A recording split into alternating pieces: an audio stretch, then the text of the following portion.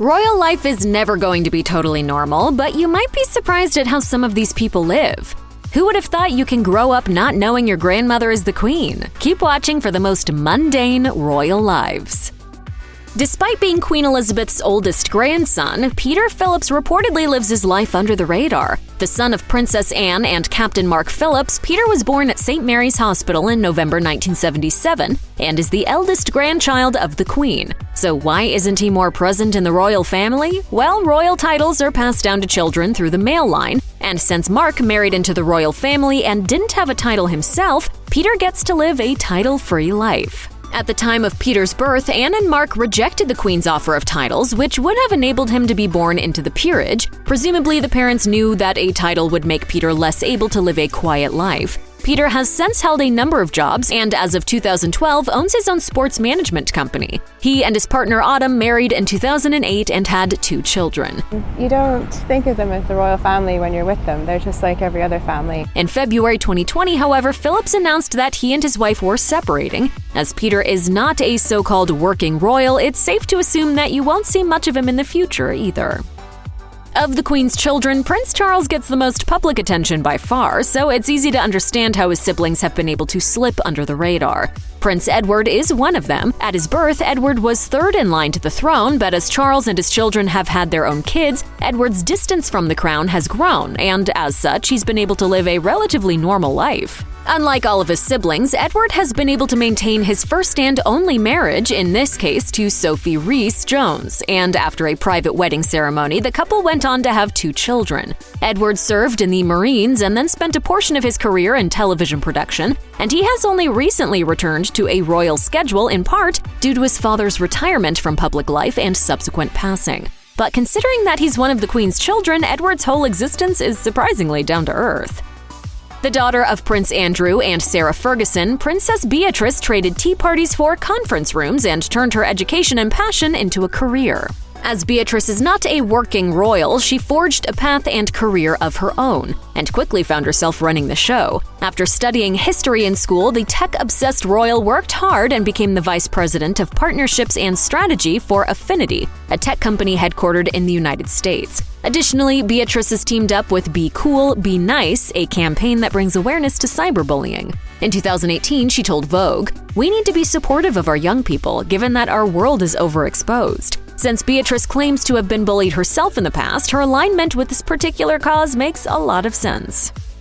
They say that if you love what you do, you'll never work a day in your life, and it seems like Princess Eugenie took that to heart because she turned her passion into a whole career. As she is not a working royal, Eugenie doesn't have the crazy public schedule that we associate with the royal family, meaning she can hold a relatively normal job. Eugenie studied art history, English literature, and politics in school and became passionate about art exhibitions. She grew her love of art into a career path and soon became the associate director of Hauser and Wirth, a contemporary art gallery. Beyond her dedication to her career, Eugenie has also gone on to co-found the Anti-Slavery Collective and partner with Project Zero, an initiative that focuses on the waste of single-use plastics. One of the children of Princess Anne and Captain Mark Phillips and a sister to Peter Phillips, Zara Phillips Tindall has chosen to focus on a career in athletics and even became an actual Olympian. Zara followed in her mother's equestrian footsteps and began receiving recognition for her athletic career in the early 2000s. In 2006, she won the World Championships with her horse Toy Town and was chosen as the BBC's Sports Personality of the Year that December. Her career was slightly derailed after that, as her horse suffered injuries in both 2004 and 2008, but she persevered and appeared in the London Olympic Games as a member of the British equestrian team in 2012. Was it very important that you beat your mother's record? No, but it's very important I beat my father's. Speaking about the Games and her horse, High Kingdom, Zara said, "It's awesome to be given this opportunity. I'm really excited and can't wait to kick on and get him there." Zara is also married to Mike Tindall, a former England rugby player and captain. You might assume that most royals would try to avoid social media, unless it's in a strictly official capacity. But evidently, Sarah Ferguson isn't like most royals. Of all the royals, this former wife of Prince Andrew and Duchess of York has by far the most prolific presence on the World Wide Web. Fergie spent a portion of her coronavirus quarantine filming herself reading children's books in her home. She even went as far as creating a YouTube channel on which she shares her reading videos, cooking tutorials, and arts and crafts ideas. She has her own LinkedIn page too, which once listed her as a spokesperson, author, producer, and humanitarian, and highlighted her TV appearances, books, and philanthropic work. There doesn't seem to be a ton of public attention given to Sophie, Countess of Wessex. Sophie forged her own path as a professional woman before marrying Prince Edward. She had previously worked in public relations and even formed her own company. She stepped down in 2001, but has continued to champion women in the workforce and is a vocal advocate for gender equality. While she has given more time to her life as both a royal and as a mom to her 2 children in recent years, it's clear that Sophie's past career achievements haven't been forgotten. For example, in 2014, she founded the Women's Network Forum, which aims to advance the cause of gender equality by inspiring the next generation of business leaders. Amanda Pullinger, CEO of 100 Women in Finance, once said of Sophie, "She really is down to earth, gives them incredibly good advice. She actually asks incredibly smart questions, and it really does reflect the fact that she had a professional life before she became a royal." Obviously, Prince Harry and Meghan Markle's life has never been close to normal, and even today, the intense media scrutiny they constantly face makes them 2 of the most famous royals on the planet. That said, they are on their way to living a slightly more low-key life. After leaving their roles as senior members of the royal family, the couple and their son Archie relocated to California, hoping to get away from the pressures and difficulties of life as working royals. What are you most excited about in the new life? What are you most excited? Here, chick, chick, chick, chick, chick. I think just being able to live authentically. In 2020, the couple celebrated their first Christmas in California at home and were probably joined by Markle's mother, Doria Ragland, who lives in Los Angeles. They even released their annual Christmas card, this one featuring an illustration of the family in their backyard. A source told People magazine, "It's Harry's second Christmas away from England, and Meghan wants to make sure it's special for everyone. They're creating their own traditions at their new home." While they're still doing interviews and making headlines, the 2 are likely hoping to enjoy a slightly quieter life now than they did before. Whether they succeed in doing so, however, is yet to be seen. Lady Louise Windsor was born to her parents, Prince Edward and Sophie, Countess of Wessex, in 2003. She's the youngest granddaughter of Queen Elizabeth, but she didn't know just how important her family members were to the British public until she started attending school. Louise has largely stayed out of the public eye in order to be given as much of a normal life as possible. Evidently, her parents were successful in doing this because in 2016, her mother told the BBC that Louise didn't even realize that her grandmother was the Queen of England. Sophie said, "Well, for Louise, actually, it was much more of a shock to the system. It was only when she was coming home from school and saying, 'Mummy, people keep on telling me that Grandma is the Queen.' I don't think she had grasped that perhaps there was only one Queen."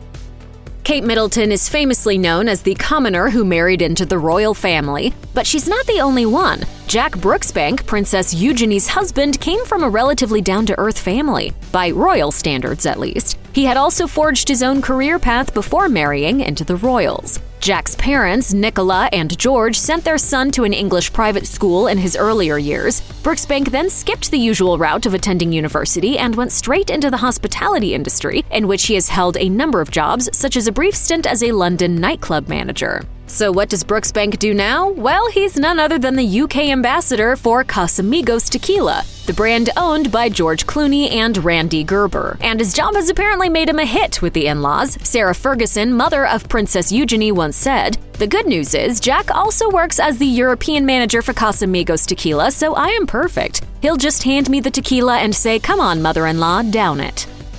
It's a testament to the size of her family that Queen Elizabeth has a grandchild who was born in 1977 and a grandchild who was born in 2007. The latter is the youngest grandson of the Queen to date, James Viscount Severn, who is the second child of Prince Edward and Sophie, Countess of Wessex. Edward and Sophie chose to give their children courtesy titles of the children of an earl rather than prince or princess. Prince Charles's children, for example, are Prince William and Prince Harry, while William's own children are Prince George, Princess Charlotte, and Prince Louis. But Edward's children haven't been given these incredibly important royal titles. According to the BBC, it is thought that this decision was made in order to avoid the burdens of senior royal titles. Shortly after his birth, James was described as very cute and very cuddly by his father. He currently lives with his parents and older sister in Surrey.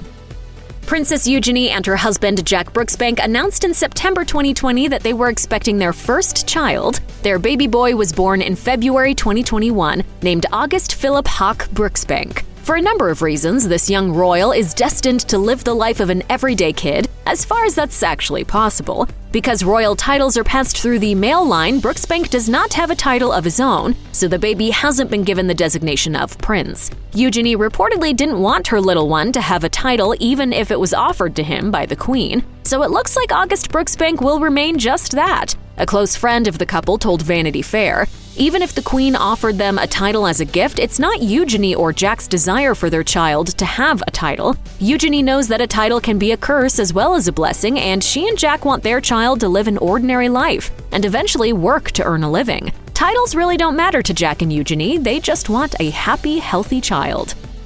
Check out one of our newest videos right here. Plus, even more list videos about the royal family are coming soon. Subscribe to our YouTube channel and hit the bell so you don't miss a single one.